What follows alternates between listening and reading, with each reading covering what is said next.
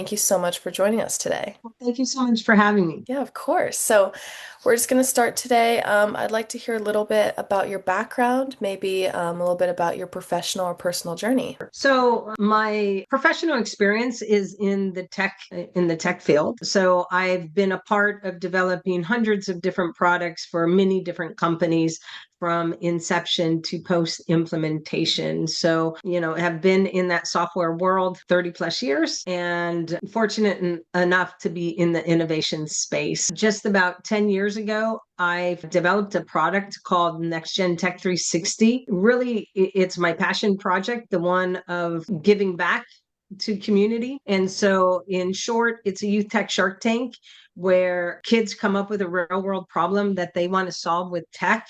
And through the program that I created, along with our business mentor community, we help them take that raw, innovative idea and build a product that they can take to market. So everything we are teaching them is true to industry, being taught by industry leaders. And the whole focus is providing that customer value. So kind of doing my part to help the next generation gain the skills, the mindset, and the network to succeed. Yeah, that's very interesting. I want to hear a little bit more about, so you said that it's young visionaries, young entrepreneurs, they have this vision and they come to you, they come to your tech. Do you have an example of one that really stuck out or anything recent of that sort? Sure. Yeah. So just to let you know that I've been doing that for 10 years. And like I said, it's incredible to see these young minds, right? The whole magical transformation that they go through. So this year we did something very special in honor of the anniversary. The 35th anniversary, I should say, of the American Disability Act. We had the students theme the products that they were to develop to serve those with disabilities. And so the winning team this year, they created what they called a Moby glove that in essence, the glove itself was a sensor to define their dexterity and mobility that they have in their hand. And then it had an app component to it that would read that and then identify different training materials to help them build back their dexterity and mobility. So again, big thing that sets this whole program apart is that we get messy, right? So the kids actually do have to create what we call an MVP, so a minimal viable product, so that they can experience, they make their own decisions. So yes, it's really great to see from their perspective what kind of things that they're passionate about, and then to help them understand, right? What are those components that they need to understand and the skills to develop to make that a reality. So do you work directly with these kids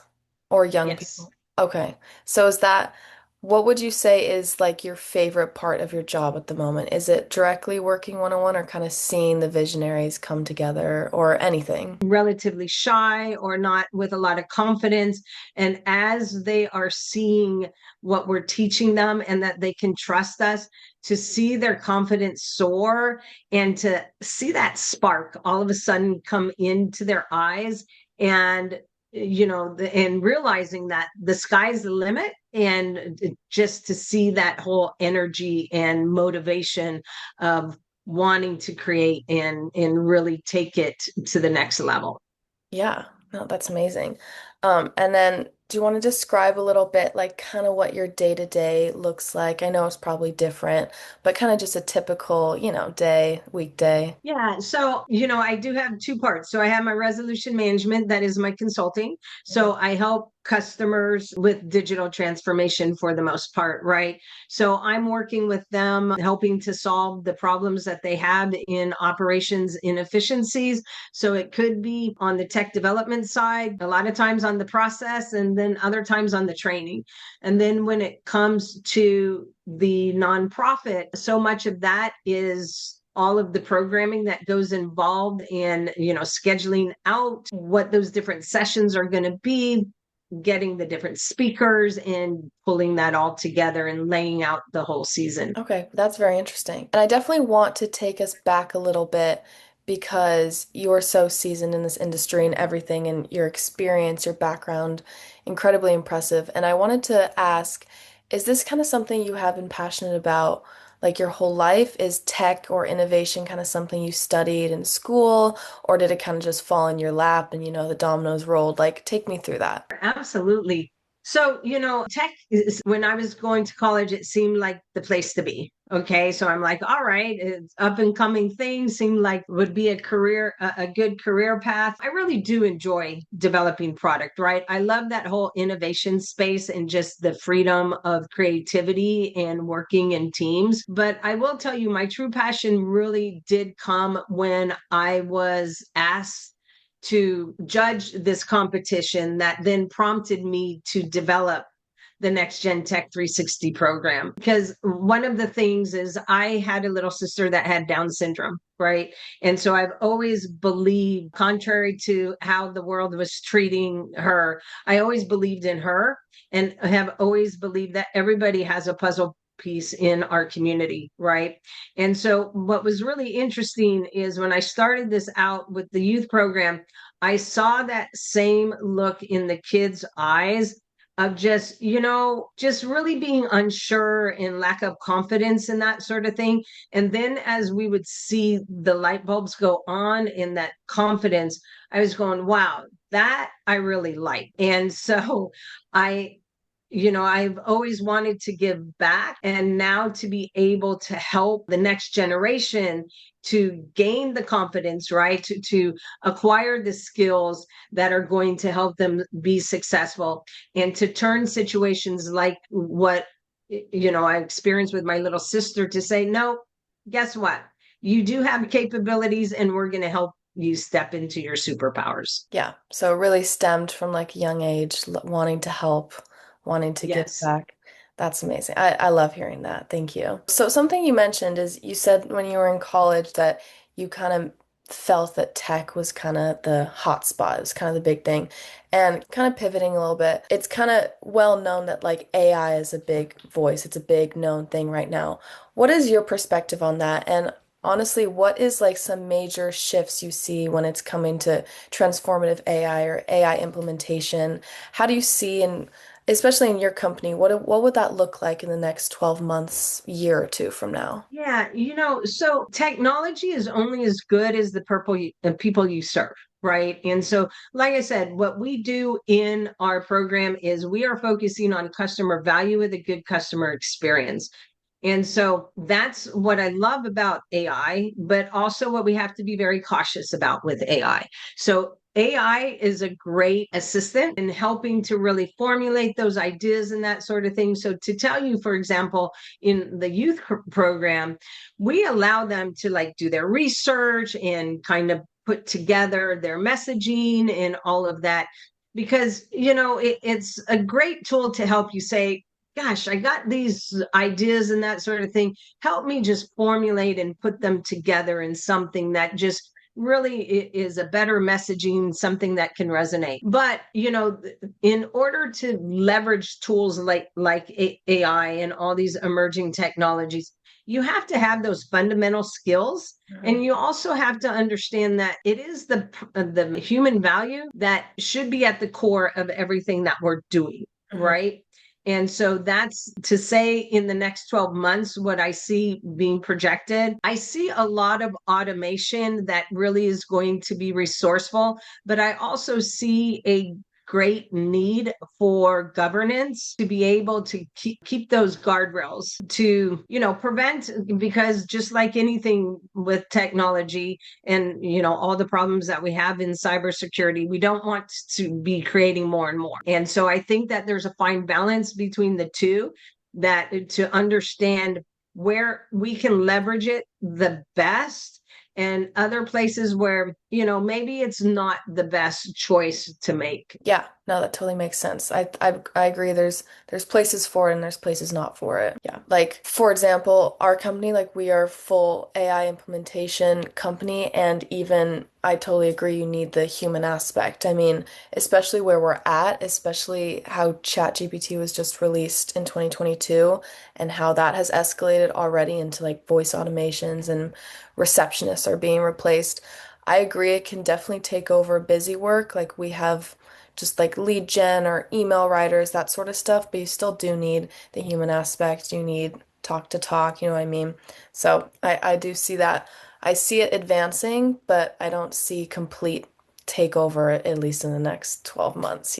Yeah, well, that's the whole thing is like I said, if you have those core skills, then you know how to evaluate something and see where maybe something's gone off the rail a little bit or that. And with any type of technology, you always have to keep it in check, Mhm. right? But if you look at it as if that is the way that things should go, then you won't be able to see when something really has gone off the handle and now you're dealing with a crisis, right? So you always kind of need that human element to keep those checks on. Have you had to deal with a crisis like that recently in your company? I haven't in a while, right? But I will tell you, in my career, I definitely have. And that's another reason why in the program we teach that whole human-centered design. Because I mean, it is very difficult to try to predict every which way, right? But you really can do a pretty decent job having the background to kind of look at the different perspectives. Because when you go in and design or develop a new product or even update existing ones, you need to kind of look at that cause and effect. And my perspective is I always kind of look at the experience I don't want them to have. So I'm one of those who always finds things that are not working right, because to me it's really easy to validate how something should work, where my perspective is, well, I want to make sure it's not doing what it's not supposed to do, right? Yeah, no, that's a great. And is that kind of how, as a leader, as an innovator, that's how you deal with crisis? Yeah. Would you say? I think the biggest thing dealing with crises is you just kind of have to take a big breath. You got to stay calm. You got to just say, okay, what are all the factors here?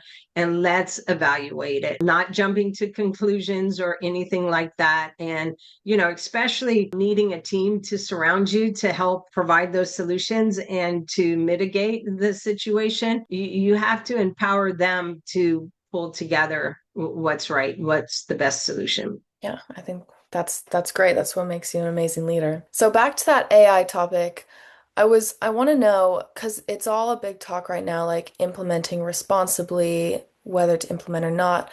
What is your take on implementing responsibly on AI, any company, your company specific? What's your thoughts? Yeah.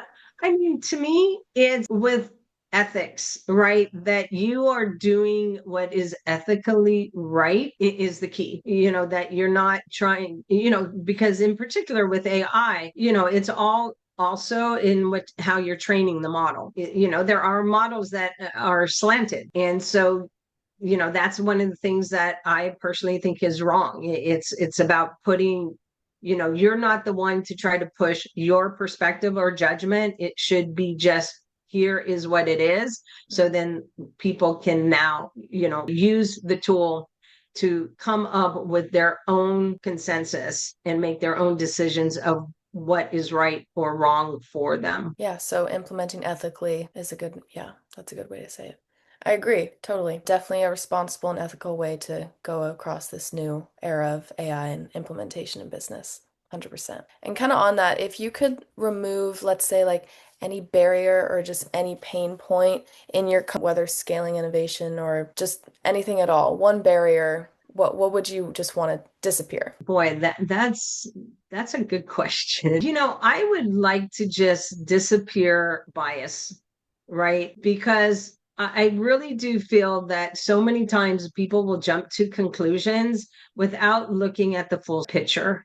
And so, a lot of that also depends on the culture that you've created. So, as a leader, I feel that it's a huge responsibility that to surround yourself with people that you trust, but also you have to show them that you trust them, that you value them and you respect them, right? And so to me, that's a big thing, where you creating that environment where people are feel comfortable having that transparency. So as we are looking at solving problems, a lot of times there's things that are kind of delicate to address, differences of opinions and that sort of thing. And so I always feel that the more that you can have that transparency and be able to have your teams work collaboratively together, no matter what their perspectives are, because you can disagree with somebody and still work well with them. And so I think that to me would be the biggest thing, is if we could just really get, not just as a company, but also just, even as a community, as a country, as a world, to kind of like, let's stop putting up those walls and let's kind of look at how understanding each other, but also being able to have that transparency so that we could be more real with each other. Yeah. No, that would be amazing if that could just go away, right? Yeah, I Yeah. totally agree. Just seeing eye to eye, the bias, it definitely is a big barrier in the entire world, like you said, country to country. Yeah, I totally agree. Thank you for your insight. Was there any final note or final? I would just like to say to the audience members that just really go after it, right? Everybody has their superpowers, and believe in yourself and really go for the gusto. That everybody should look at life that you are the CEO of your life, and, really go after those dreams and don't be afraid of what that journey looks like, because a having a successful life is not about everything being perfect. It's the journey itself that really makes who you are, and have the courage to just go and take that leap of faith. That's an amazing insight. Thank you so much, Robin, for joining us today. It was a true pleasure having you on. Likewise, thank you so much. Thank you.